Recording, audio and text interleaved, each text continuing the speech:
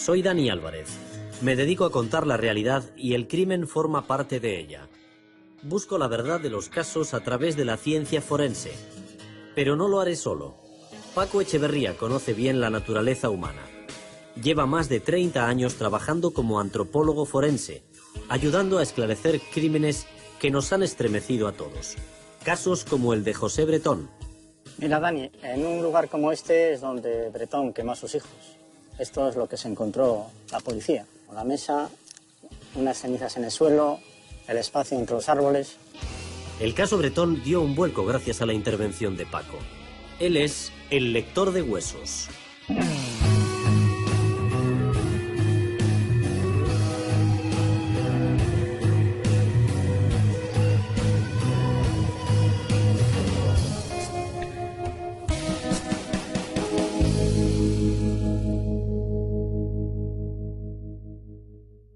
O sea, que en una hoguera como esta fue donde los quemó. Sí, eso está verificado absolutamente. Bretón, el mismo día en que dice que le han desaparecido sus hijos, por la noche es acompañado por la Policía Judicial de Córdoba. Y ellos realizan una mínima inspección y se encuentran con que hay unos rescoldos con hoguera, con calor, y preguntan, bueno, ¿y esto qué hace aquí? Y él dice, bueno, pues yo he hecho yo este mismo fuego. En ese instante nadie se imagina lo que realmente encerraba. ¿No sospechan desde un primer momento que los había quemado ahí? No, para nada. Pero además es que quizás sea lógico, ¿no? Este hombre denuncia que se han perdido los niños y uno, por muy policía que sea, no puede imaginar que los ha asesinado. La policía, en lógica, pone un dispositivo, empieza a preguntar, le acompaña, es un acto de humanidad acompañarle a su casa, porque es un hombre en todo caso preocupado, y gracias a que eso ocurrió esa noche, es por lo que la hoguera, como digo, pudo ser intervenida y eso llevó a un siguiente paso, que es la intervención de la policía científica. El 8 de octubre de 2011, José Bretón acaba con la vida de sus dos hijos, Ruth, de 6 años, y José, de 2. Lo hace de una forma cruel, quemando sus cuerpos en una hoguera. Los destinos de dos personas se cruzaron en este caso, Paco Echeverría y Ruth Ortiz, la madre de Ruth y José. Ambos con el mismo objetivo, saber qué pasó con los niños.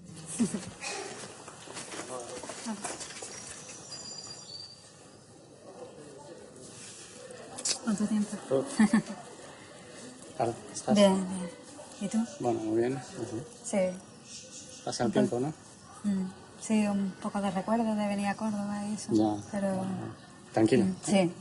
Tranquilo. Mira, Dani, es un amigo mío. Hola, Ruth. Encantado.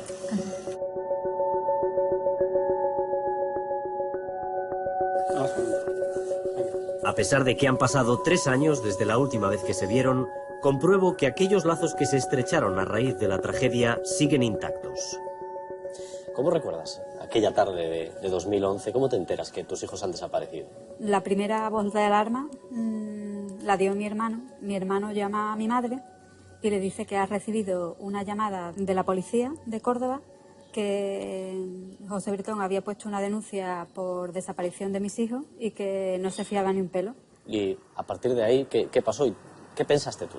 Mi primera preocupación era comprobar que los que habían llamado a mi hermano era policía y después averiguar si de verdad había puesto la denuncia. Y lo que José Bretón le dijo a la policía, que seguramente alguien de mi familia los había secuestrado. José Bretón dice que sus hijos han desaparecido, que se le han perdido en el parque. Sí. Una vez que compruebas que tus hijos no están, ¿crees en algún momento la versión que da Bretón? No. Recuerdo que me estaba hablando y yo me caía, me venía abajo, que casi que me caigo al suelo. Me tuvieron que ayudar a sentarme y me dijo muy fríamente, dice, ¿qué le vamos a hacer? Se me han perdido, me ha tocado a mí, ¿qué le vamos a hacer? Tú desconfiabas, pero a partir de ahí empezó una labor titánica de búsqueda de los niños. Sí. Durante meses se prolongó.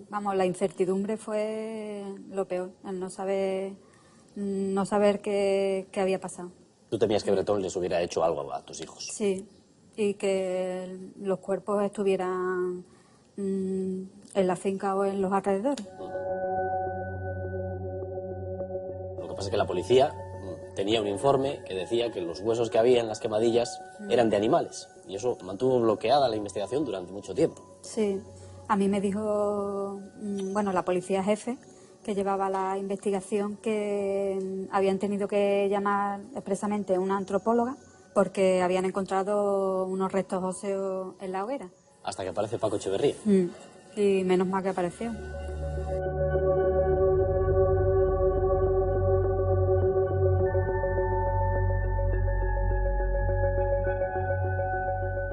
De todos modos, Paco, tú en el caso de Bretón entraste un poco de rebote, ¿no? Fue una casualidad absoluta, parece mentira, pero fruto de una conversación con un técnico que estaba colaborando con la policía y que había estado en la finca varias veces. ¿Quién fue?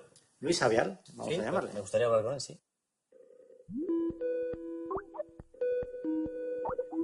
Hombre, Recordarás que nos encontramos en Badajoz, llevabas unos meses investigando este asunto, estabais convencidos de que quizá los niños estaban en la finca, pero había que buscarlos, me facilitaste una serie de fotocopias y ahí se fue centrando todo, ¿verdad? lo que Paco ve es fotocopia de fotocopia de fotocopia de fotocopia de una fotocopia de un sumario judicial. Que tú, sin ver un solo documento, sacaste la conclusión adecuada, es decir, no, efectivamente eso es una hoguera, efectivamente han quemado huesos, pero yo te digo, vale, pero es que los huesos son de animales, y tú dices, no, debe haber sido un error del aspecto forense, ¿no? Pero me dijo Paco, más o menos, yo no me puedo meter en esto y, digamos, analizar lo que están haciendo otros forenses. Y claro, yo lo lancé al cuello, le dije, Paco, tú no, pero yo sí. Y entonces, según volví ese día a Madrid, llamé al comisario jefe de la investigación. En cuanto le dije que era el forense de la Seixabala, él le cambió la cara. Sí me dijo, bueno, vamos a ver si algo se puede mirar. Tú también fuiste dándote cuenta de que había una trampa y cuya clave estaba en la hoguera. Sí, totalmente de acuerdo, pero era la secuencia que nadie fuimos capaces de desentrañar. Es decir, cuando la forense decide que esos son huesos de animal, ya todos nos volvemos locos. Empezamos a meter el georradar en los tejados, en las paredes, en los baños, en el jardín. El equipo de élite de la Policía del Estado está intentando resolver un crimen durante 9 meses. Han retirado a los inspectores, digamos, locales, ha llegado a la unidad central y resulta que lo que está esperando todo el Estado, que es encontrar estos niños, lo tienen encima de sus cabezas en un armario de la Policía Científica. ¿Tú recuerdas que llegó un momento en que te dije, Luis, no sigáis buscando, los niños ya han aparecido, están guardados en una caja en sede policial y por lo tanto en condiciones de custodia garantizadas? Mira, ahora mismo me está poniendo la carne de gallina. Claro, los policías nos decían todo el rato, sabemos que de aquí no han salido. Claro. Y encima este individuo se reía de nosotros. Y me acuerdo de una anécdota, ¿no? Pasando el radar con el comisario, él le dice, ¿qué es esta máquina? El comisario le dice, José, esto le va a meter a usted 40 años. Él nos mira la máquina y dice, busquen. ¿Qué pasaba? Había engañado a la forense de la policía, por lo tanto no había arrestos, ya podíamos buscar en toda la finca que nunca iban a aparecer los niños porque ya estaban encontrados. Paco, ¿tú cómo entras en el caso? ¿Quién te reclama más allá de esa conversación con Luis? Yo entro en contacto con la abogada con el juez de instrucción, y el juez de instrucción permitió que la policía me enviara por correo electrónico algunas de las fotografías, y cuando yo había visto la tercera foto ya estaba completamente seguro.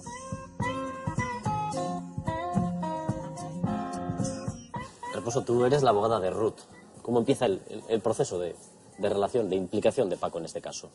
Paco Echeverría llama en mi despacho el día 31 de julio del año 2012. Yo estaba en Las Quemadas. El 1 de agosto, cuando vuelvo al despacho, me pongo en contacto con él, lo llamo. Al final me dijo que creía que los restos óseos de la hoguera eran de los niños. Bueno, otro loco más que se ha puesto en contacto conmigo. Han sido tantos en tantos años. ¿No sabías quién era Paco Echeverría? No sabía quién era. Y cuando me di cuenta que es una persona tan reconocida como él, quien me lo está diciendo y que además se está ofreciendo a hacer un informe pericial y a aportar lo que sabía. Paco, ¿cómo conoces tú a Ruth? ¿Cuándo la conociste?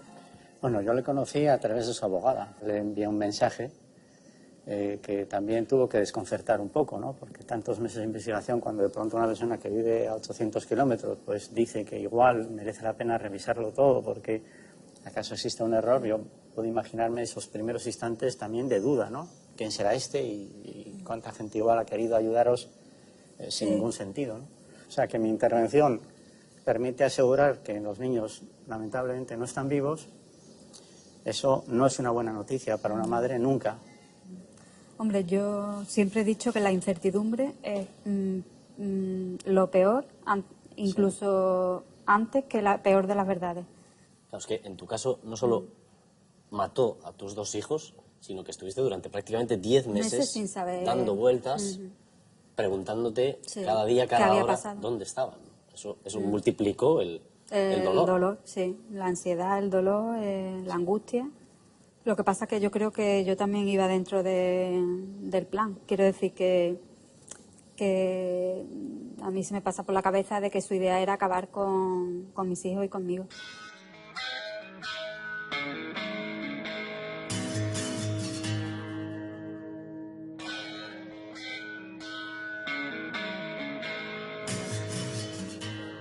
¿Cómo trabaja la policía científica cuando llega aquí a la escena del crimen? Bueno, la policía científica tiene un mayor nivel de especialización y además también trabaja en el laboratorio. En primer lugar, acordonar la zona y proteger el sitio. En segundo lugar, fijar mediante fotografía y vídeo todo lo que tenemos, sin tocar nada. Luego, en una tercera fase estaría qué selecciono yo de lo que tengo aquí delante como para que pueda ser analizado con más detalle en los laboratorios. La mesa entera, algunas huellas que hay en la mesa, el conjunto de cenizas, todas las cenizas. Esta no es una tarea fácil. La zona está protegida, pero ¿para qué sirven estas cuerdas, estas cuadrículas? Sí, pues mira, estos están sencillamente para poder dominar mejor el espacio. Si lo dividimos en parcelas, podríamos ir recogiendo lo que hay en cada parcela, en cada cuadrante, de esta manera seleccionarlo para después hacer una reconstrucción. Estamos en la 3, la B3, sí, como en los barcos sería. Exactamente. Es la que a lo mejor primero nos llama la atención.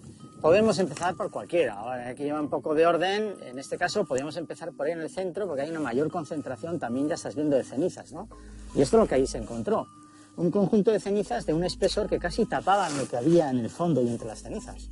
La primera apariencia es que eso es simplemente un polvo de ceniza que no tiene nada, pero al pisarla, al poderla ver en espesor, dices, no, pues aquí hay cosas dentro. ¿Y las que hay dentro tienen algún interés? Como ese granulado de madera. ¿De qué madera es, por cierto? ¿Es una madera que coincide con la versión que está señalando Bretón? ¿O no? ¿Por qué hay madera si él dice que quemó unas cajas de cartón con ropa?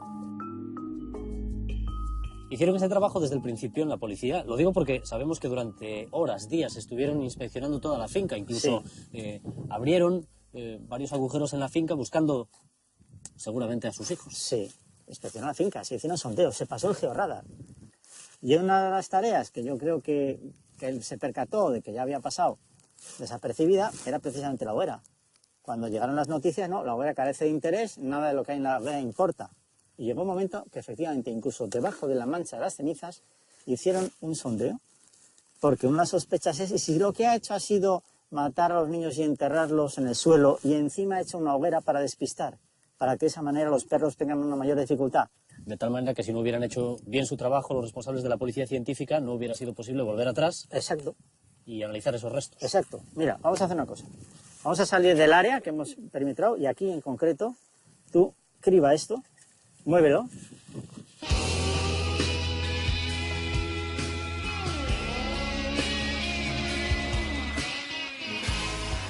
Bueno, no sé si te das cuenta ya que aparecen unos trozos que están blanquecinos. Eso que ves es un hueso. Esto es un hueso calcinado. Eso es un hueso humano. Concretamente pertenece a un pie. Y la localización de huesos quemados de pies o de dientes o fragmentos de cráneo permitía poder entender cómo había sido colocado al menos uno de los cuerpos de los niños. En función de en qué cuadrícula estaban los restos de huesos, podríamos saber cómo los colocó para quemarlos. Sí, efectivamente. Lo primero que vieron al mover las cenizas es algunos de los fragmentos de hueso y lo referenciaron con esos conos que ves, 1, 2 y 3. En esa posición, y puesto que eran trozos de hueso, ¿sabéis la diferencia que puede haber con respecto a los carbones? Lo que se hizo fue llamar al juzgado y compareció el juez de instrucción, la secretaria judicial y el médico forense que estaba de guardia.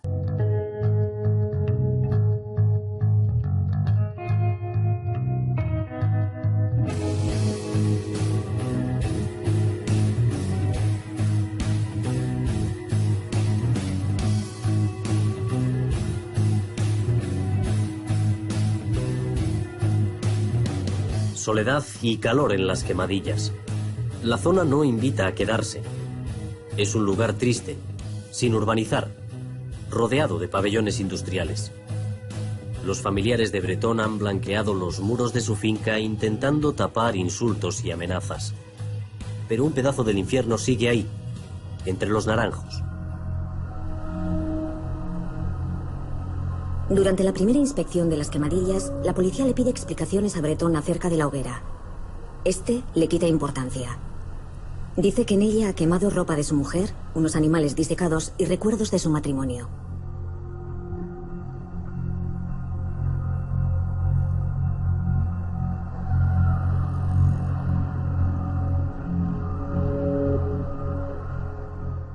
Esta es, Paco, la hoguera según Bretón. ¿Es posible? ¿Tiene alguna base de credibilidad esto? Yo creo que no, pero fíjate que de ser cierto que echó la ropa de una mujer, de su mujer, además de algunos animales disecados, deberíamos habernos encontrado en la hoguera cosas como los enganches de esa cremallera, que no aparecen. Esto que te pongo aquí en la mano son los dientes de la cremallera y también un botón del propio pantalón. ¿Eso no desaparecería con el No, fuego? estos elementos metálicos tienen que estar ahí. Estos elementos que vemos aquí, los remaches que ves en el pantalón, desde luego la cremallera. O si recogemos el sujetador, que tiene unos aros aquí dentro, fíjate, se quedan quemados, se quedan de esta forma. Nada de esto aparecía en la hoguera. Y por lo tanto esa versión no se sostiene. Tan solo aparecía un botón de pantalón, que podría ser casi seguro de alguno de los dos niños. Y luego está el tema de los animales disecados. Esto como esta ardilla, ¿no? Pero bueno, vamos a ver si en los animales disecados, en su interior, no hay hueso. Pero fíjate, es un artefacto de alambres con algunos elementos blandos, unos ojos de cristal. Esto, claro, se quema entero, pero deberían haber aparecido los alambres, al igual que los elementos metálicos que tienes ahí, cuestión que no aparecen para nada en esta hoguera. Y por lo tanto, esa es una versión que dice él, pero que técnicamente no se sostiene y que está acreditado además que en ese punto es falsa, completamente falsa. ¿Por qué tiene la necesidad de mentir en ese punto? Eso nos llevaría a la pista del resto de las evidencias que sí tienen fundamento, como son las esquirlas de hueso quemadas y que además son humanas. No se ve a nadie por la zona. Con el calor de la tarde, los vecinos se refugian tras los muros de sus fincas. Quizá no les apetezca recordar el suceso que ha convertido su barrio en un lugar de horror.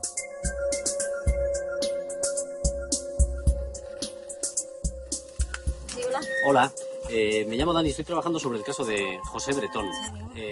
Ustedes viven cerca, supongo que Sí, saben lo ellos que viven pasó. a la espalda. Ujú. Me gustaría hacerles algunas preguntas, si no les importa. No me importa. Sí, Puede pasar.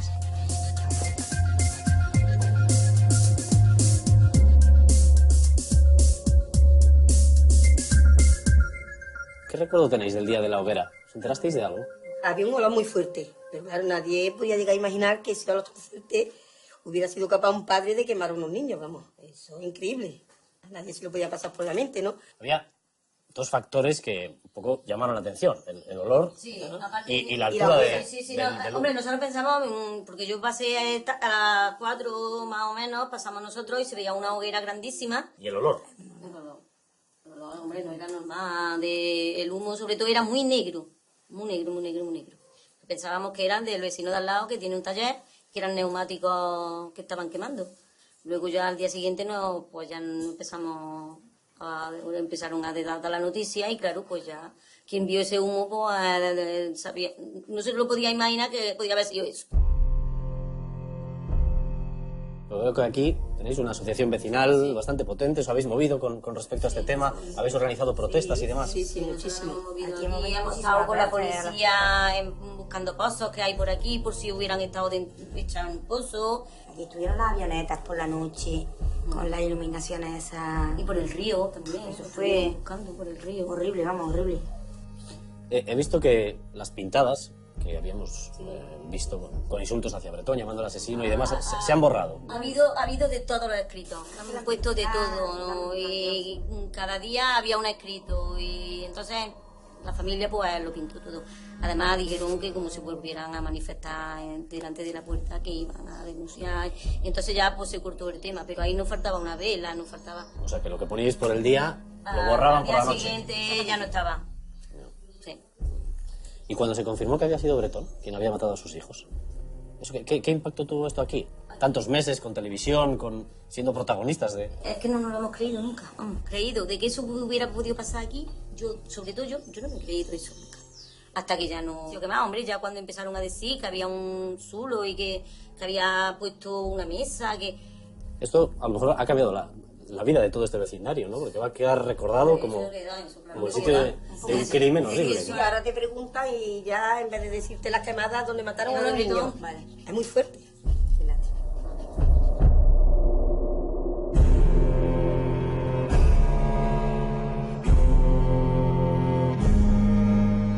¿Cómo era José Bretón? ¿Por qué te querías divorciar de él? La definición que le di era un lobo con piel de cordero. Sobre todo en relación a todas las personas ajenas a su entorno más cercano, vamos. Era poner buena cara, todo amabilidad, bondad aparente, pero en el fondo no era eso, era lo contrario. ¿Contigo se comportaba como un lobo? Sí, vamos, todavía recuerdo lo que más, los gritos. Bueno, los gritos que también estaban viviendo mis hijos. ¿Se comportaba igual contigo que con tus hijos? Sí, sí. Cuando yo lo conocí, las referencias de todo el mundo que hacía de él una muy buena persona, vamos. Buena persona, trabajador, muy de su familia. Y eso es lo que él ha transmitido fuera. Eran pocos los que los conocían de verdad, la otra cara de él, eran muy pocos.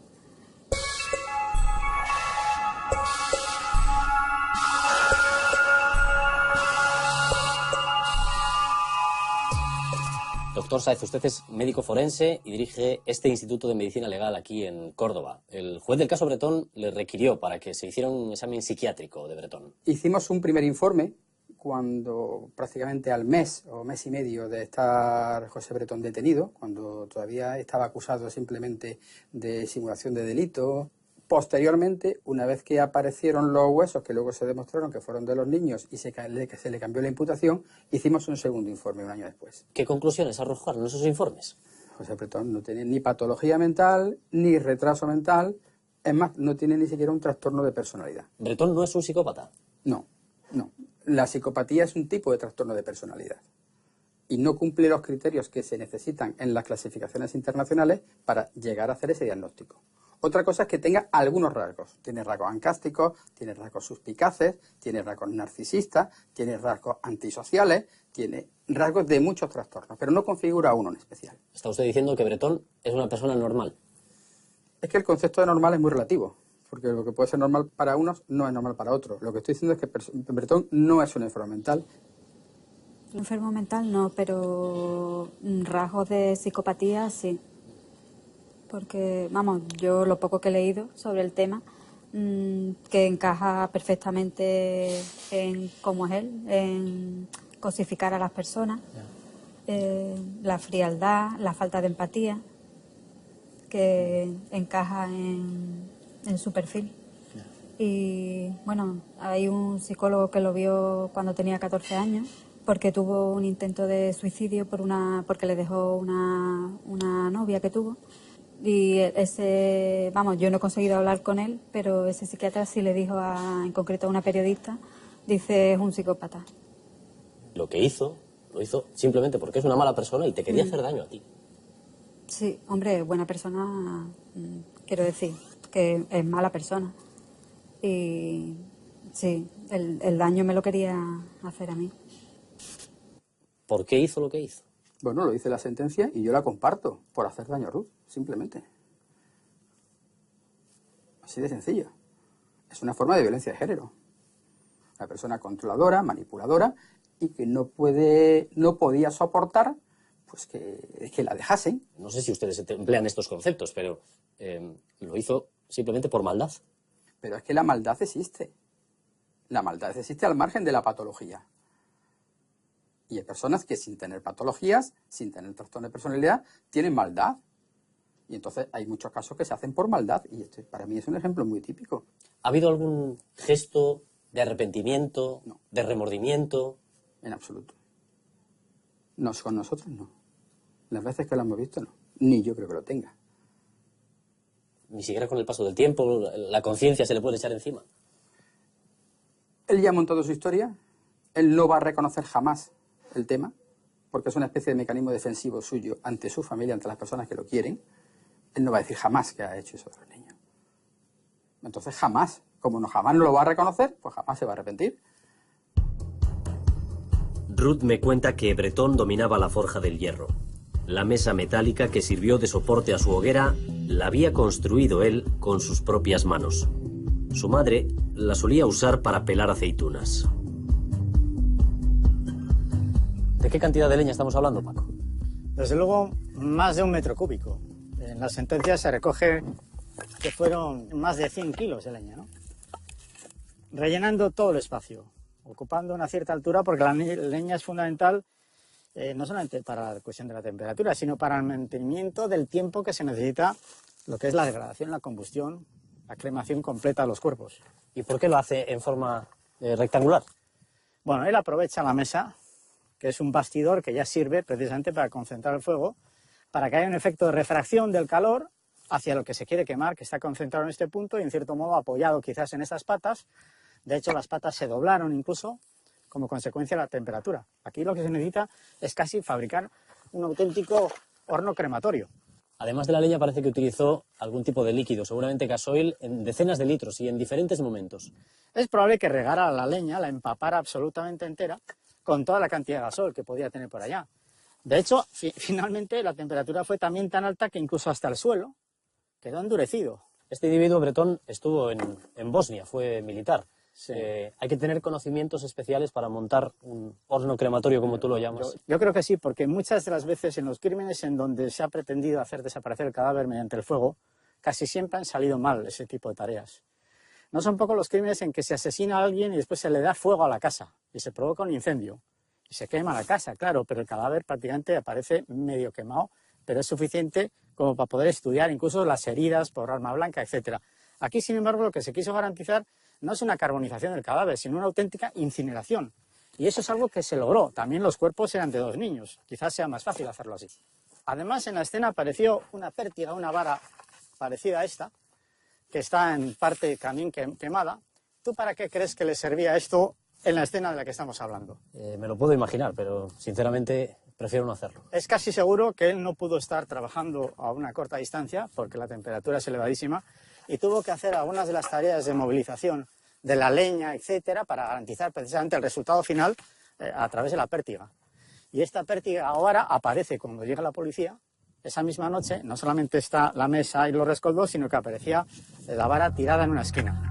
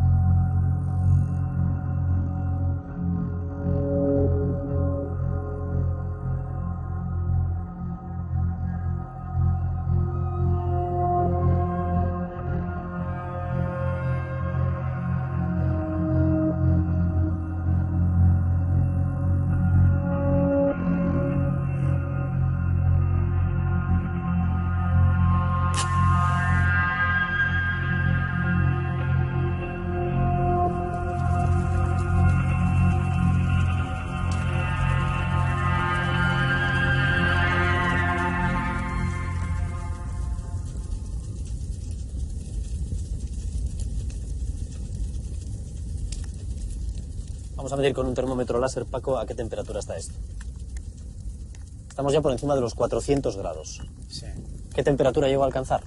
Como mínimo 600, y acaso más. ¿Y cuánto necesita un cuerpo humano para ser completamente destruido por el fuego? Necesita temperatura y también tiempo. La clave está en que ahora la madera va a estar unas horas ardiendo y a 600 grados, si se mantiene en esa llama viva, durante varias horas se consume por completo. el efecto de la pantalla, la concentración del calor y la llama viva. Eso, si se mantiene horas, consumiría por completo el cuerpo hasta el nivel de dejar los huesos totalmente rotos, blanquecinos y habiendo consumido todo el carbono. Durante tanto tiempo, varias horas, no sabemos exactamente, a 1000 grados, una columna de humo espectacular. Los vecinos lo perciben, se veía a kilómetros de distancia. ¿Tuvo suerte de que nadie se le presentara en la finca a ver qué estaba pasando allí? Es probable que no imaginara que en el primer instante podía provocar semejante columna de humo. Lo que sí sabía es que tenía que tener la leña suficiente como para que ahora, durante unas horas, en esa llama viva se reduzca por completo. Y aún así, quedan restos. Claro.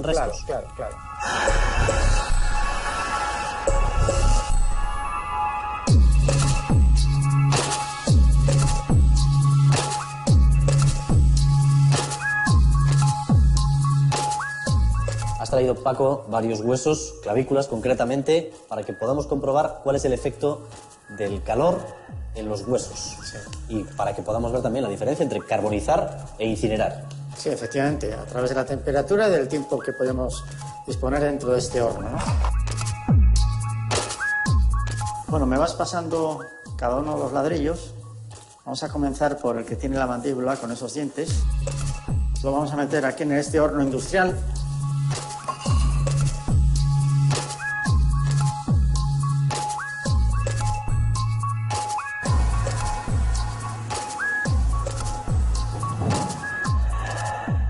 Bueno, ya lleva unos minutos a menos de 300 grados. Vamos a abrir la puerta. A ver el efecto. Voy a sacar uno de ellos, no cualquiera. En este caso no vemos alteración ninguna, pero sin embargo, al haber estado a algo más de 200 grados, el ADN ya se ha estropeado por completo. ¿Ya se ha perdido? Ya no habría ninguna posibilidad de extraer ADN de aquí. Estamos a algo más de 300 grados. Y lo que vemos es que el hueso, en este caso la segunda clavícula, está carbonizada, está ennegrecida. Hay algunos puntos blanquecinos, parece que se han empezado a incinerar, pero en general el hueso ya está en esta fase de carbonización, incluso esto es quebradizo, se rompe, muy fácil. Así es entonces como podría quedar un esqueleto después del incendio de una vivienda o un accidente de tráfico que termina en incendio. Sí, las partes blandas se quedan también carbonosas y el hueso puede estar en parte ennegrecido, algunas partes protegidas por las masas musculares, pero lo que diríamos es que es un cuerpo carbonizado. En el tercer ejemplo lo que haremos es someter los huesos que quedan ya a la incineración.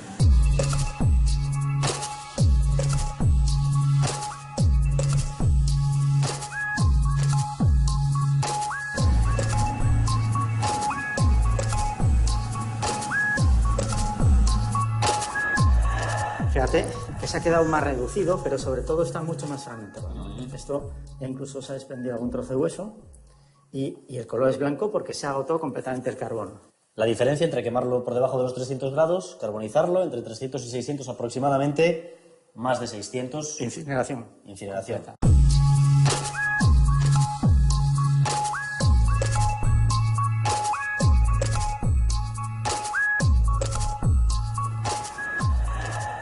En la mandíbula apreciamos que las condiciones son similares. Tú fíjate que las coronas han estallado, hay trozos que ya han saltado incluso.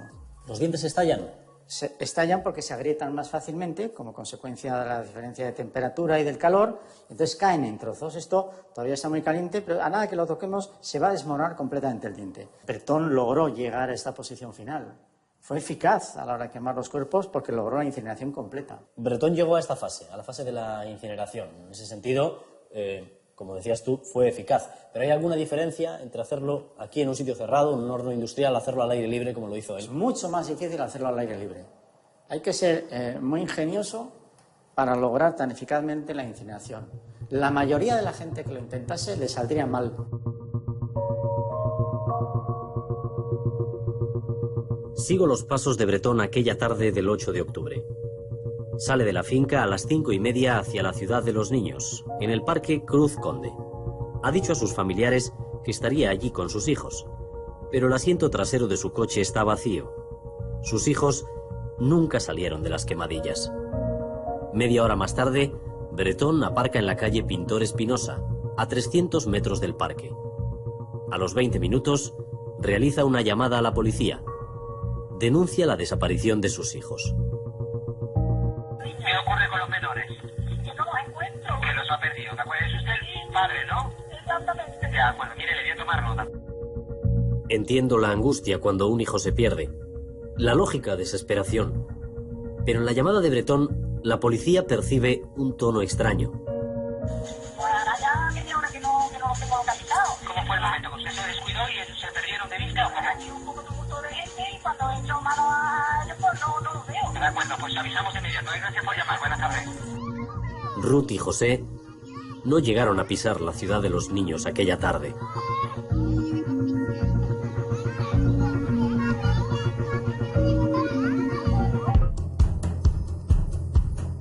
¿Se investigan suficientemente los restos infantiles para evitar errores forenses como el del caso Bretón? Visitamos a Miguel Botella, antropólogo forense de la Universidad de Granada, un lugar pionero en la investigación de esqueletos infantiles. Miguel Botella es catedrático de antropología forense en la Facultad de Medicina aquí en la Universidad de Granada y es la referencia un poco de todos nosotros, que somos más jóvenes además que él. Y su laboratorio además tiene un reconocimiento a nivel internacional importante y siempre los casos al final hay que consultarlos y es una persona muy generosa en ese sentido. Enséñanos tu laboratorio, por favor. Cuando queráis, ahora mismo.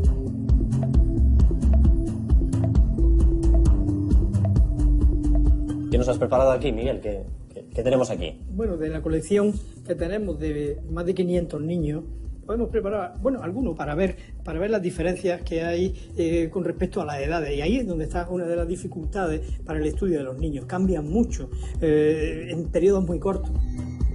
Este cráneo es de un niño de 6 meses, 5 meses y medio antes del nacimiento, donde se puede ver la unión de los huesos con eso que se llaman las fontanelas, que están una adelante y otra atrás.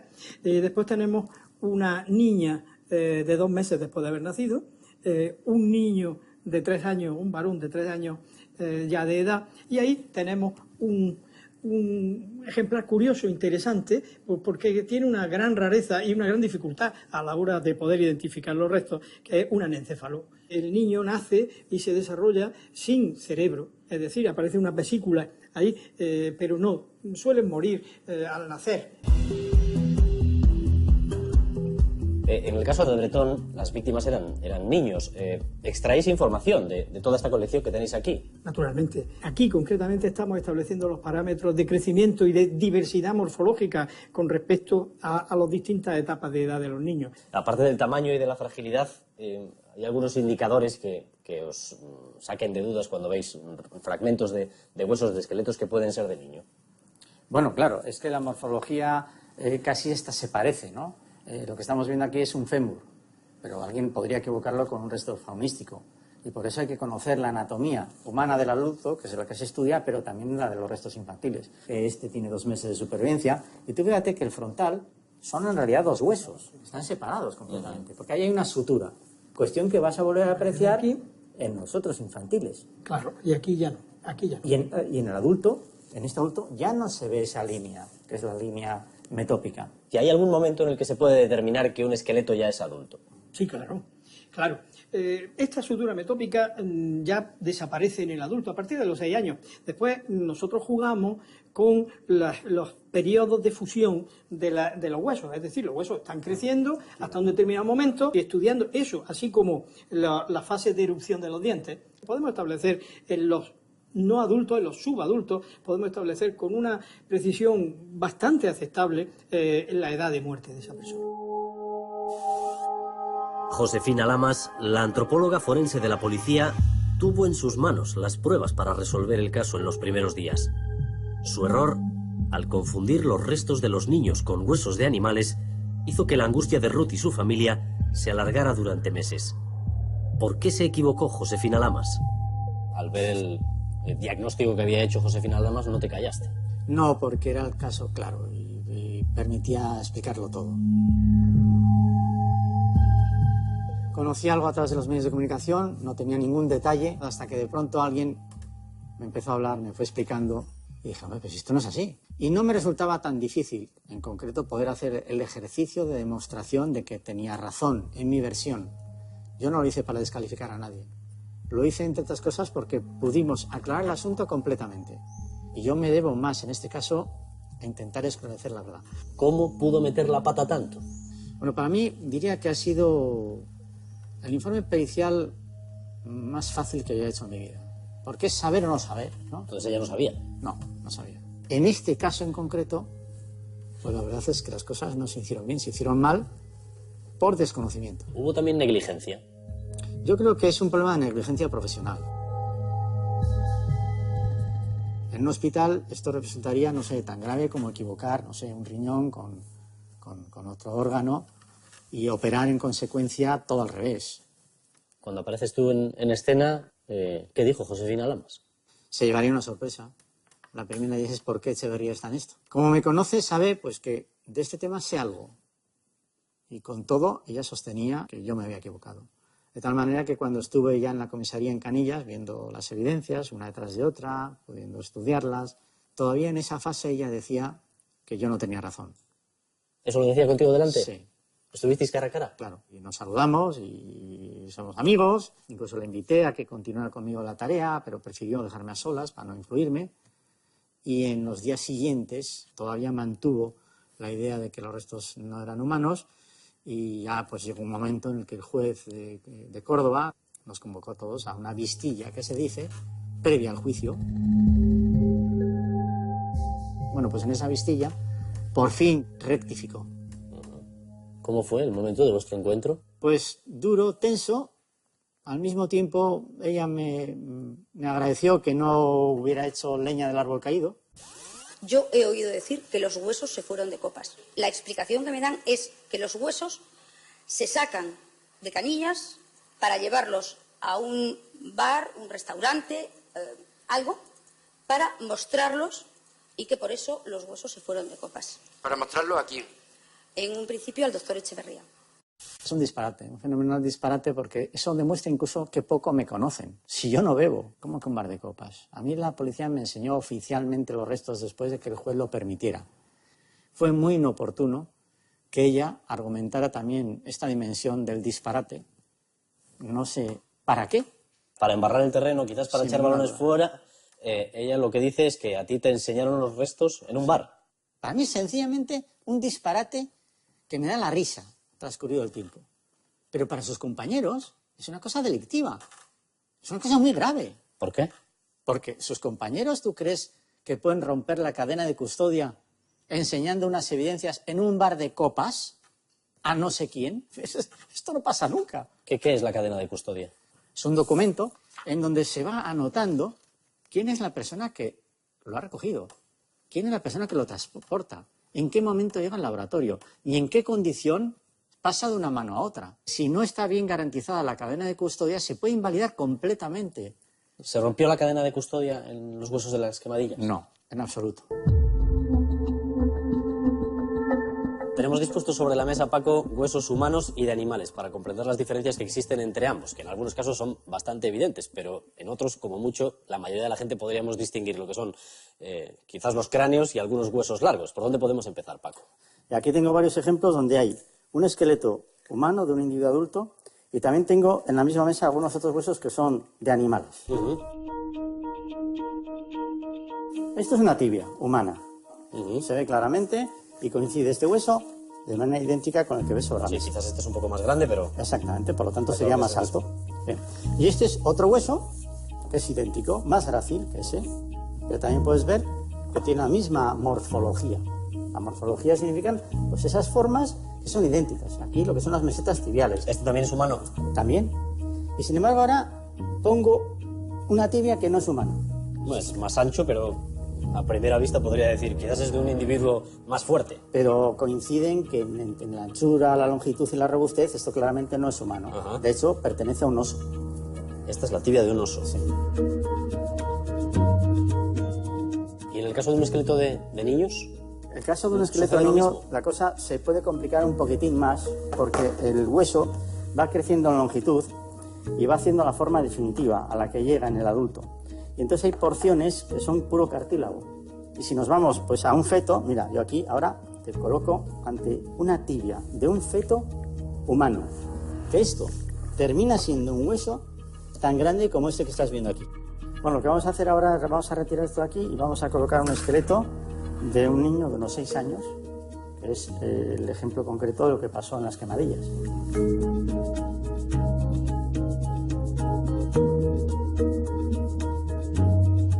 Un cráneo en el que vemos la dentición, donde ya está el molar de los 6 años, es un cráneo grácil, en el que se ven estas suturas muy marcadas, lo que significa que es una persona que no es muy mayor. Es uno de los criterios que utilizamos para calcular la edad. Aunque si el sujeto no es adulto, lo que mejor funciona es el grado de erupción de los dientes y el reemplazo de unos dientes por los dientes de leche por los dientes definitivos.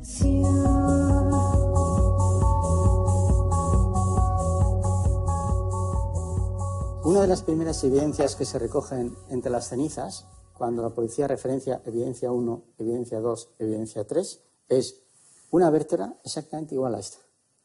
Y cuando digo igual, me refiero a que tiene esta apófisis, que está dentada, tiene esa hendidura, porque en el niño esto está relleno de cartílago. Es tan característica esta vértebra, aunque estaba quemada y un poco estropeada en el arco posterior, que no hay duda. Esa vértebra es humana, y no solamente es que es humana, es que es de un individuo infantil. ¿Esto no se puede confundir con ningún hueso de animal? En absoluto se puede confundir. Es más, yo me di cuenta de que los restos eran humanos e infantiles cuando vi una de esas fotografías que me fue facilitada con el permiso del juez por parte de la policía. ¿Qué habría sido de este caso si no hubiera intervenido nuestro lector de huesos? ¿Estaría Bretón en libertad? ¿Orgulloso por haber cometido el crimen perfecto? Oye, Paco, ¿en cuántos juicios has podido intervenir tú como experto? Son muchos. No los he cuantificado, muchos son. ¿Impresiona estar a pocos metros de un acusado al que tu testimonio puede mandar a la cárcel? Bueno, lo que da es una dosis de responsabilidad altísima. Uno se lo piensa mucho, que sabes que tus palabras pueden condicionar, influir en lo que de todos modos es la libre apreciación de la prueba, que para eso están los jueces y los tribunales. ¿Se te ha llegado a encarar alguno? No, yo no recuerdo. Pero lo que sí recuerdo es que cuando las cosas salen mal, casi siempre el abogado al que le sale mal termina diciendo la culpa la ha tenido el forense, eso sí. ¿Y Bretón? Menudo personaje, ¿no? Jugó un papel, es decir, yo no sé nada, esto va contra mí, mantuvo el tipo, es decir, no se descompuso. Antes de entrar al juicio había quien sostenía que probablemente iba a hacer un gesto de preocupación, ¿no? Al fin y al cabo se está hablando de sus hijos y eso verdaderamente no ocurrió. Estaba allí como un bloque de hormigón, sin pestañear casi. Sí, efectivamente, parecía en ese punto muy frío, pero probablemente lo que estaba es preparado para jugar ese papel, como digo, hasta el final. Ajá. Estaba el otro día recordando las imágenes del juicio cuando intervienes tú. Sí. Vamos a verlas de nuevo. Nuevamente se buscan estas fechas en la finca Las Quemadillas de Córdoba. Es que mírale, ni pestañea. Yo no tuve, digamos, una visión así directa con el señor Bretón. ¿Él te buscó con la mirada? ¿Te miró? No recuerdo que nos intercambiásemos la mirada y a partir de ahí yo me sentía también, voy a decir, cómodo porque me resultaba posible defender esto de manera, digamos, visual, o sea, que sería comprensible. Tú intervienes en primer lugar y eso condiciona luego todo el desarrollo del juicio. Sí, para mí fue una ventaja.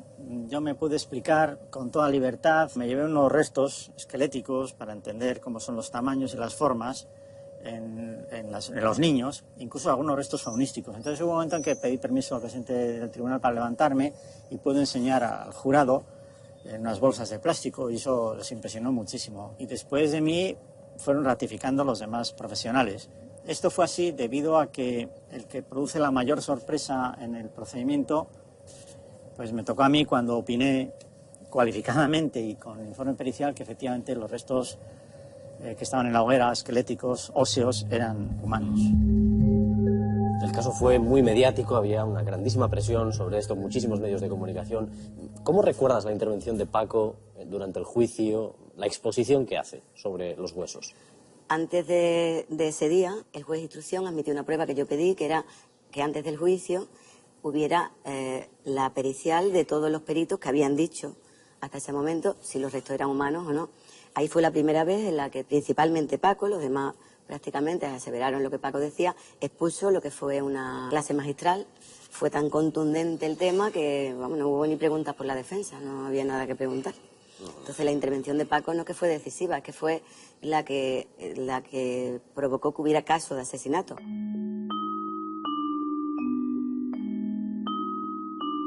El arma de Martín Olmos es su bolígrafo.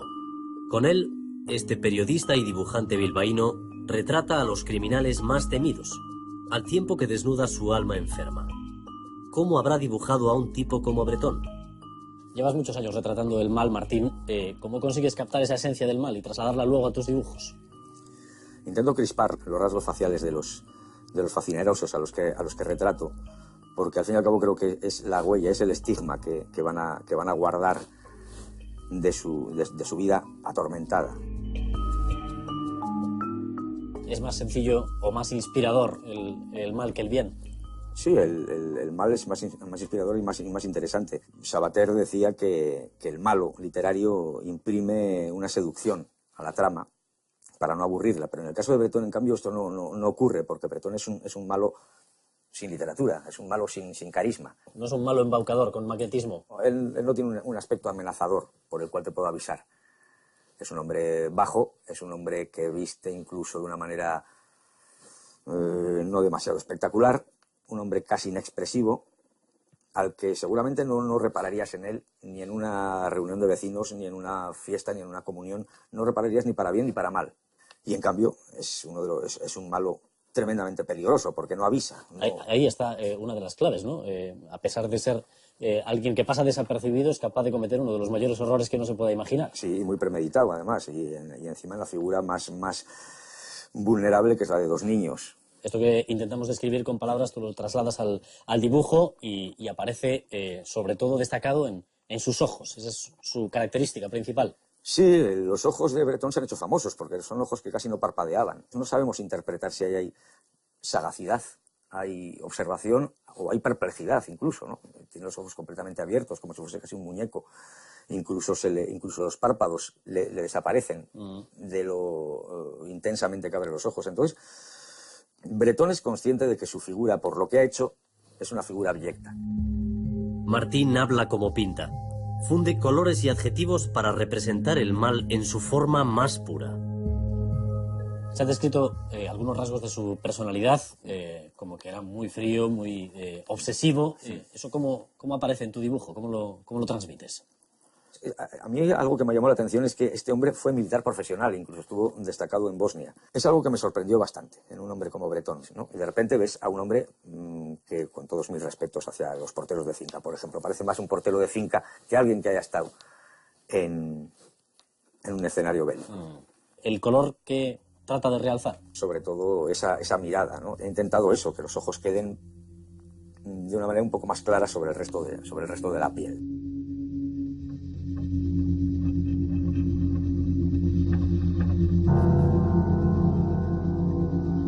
El 8 de octubre, José Bretón sale de casa de sus padres a la 1:30. Llevan el coche a sus hijos, Ruth y José. Dice a su familia que van a comer con unos amigos. Sin embargo, su destino es la finca de las Quemadillas. En un punto del camino, suministra a sus hijos un número indeterminado de tranquilizantes para facilitar su adormecimiento total, o quizá su muerte.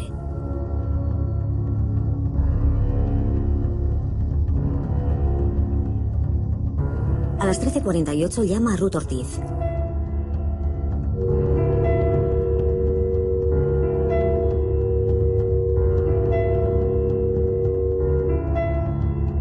No logra comunicar con ella, por lo que decide seguir con su propósito criminal.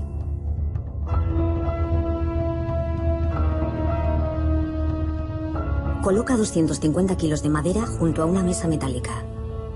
Prepara cuidadosamente una pira funeraria. Sobre ella deposita los cuerpos de Ruth y José.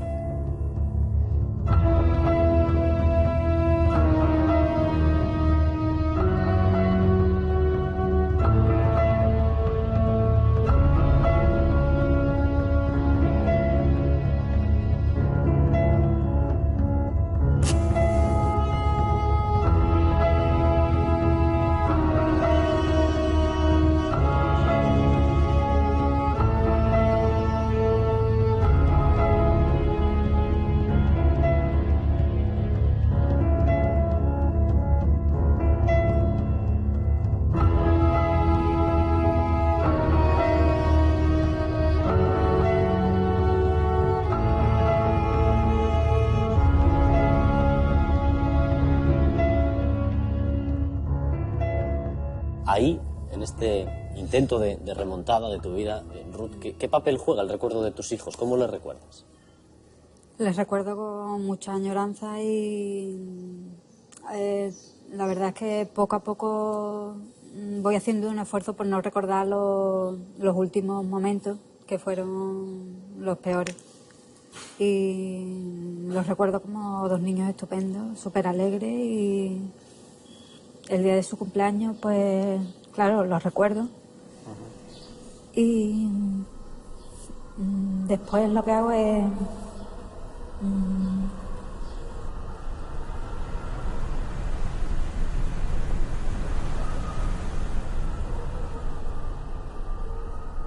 Lo de esta hoguera, Paco, se va a recordar durante mucho tiempo.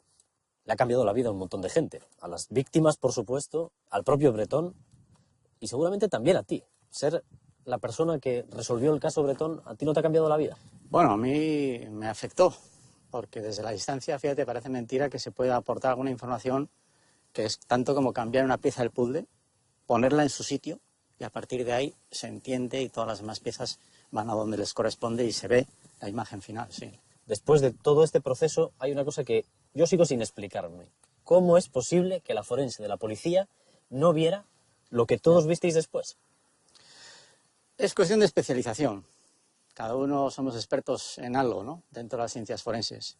Y verdaderamente, en este caso, pues hay un desconocimiento sobre lo que significan restos completamente quemados, incinerados hasta ese nivel. Y yo creo que hay una frase como conclusión para todo esto. Y es que los ojos no ven nada más que aquello que ya conocen. Y si no encuentran lo que buscan, dicen que no hay nada. Eso es lo que pasó, realmente. The bats are in the belfry. The Jew is on the moor. Where are the arms that held me and pledged to love before? But you're innocent when you dream. You are innocent when you dream. I made a golden promise that we would never part. I gave my love a locket, and then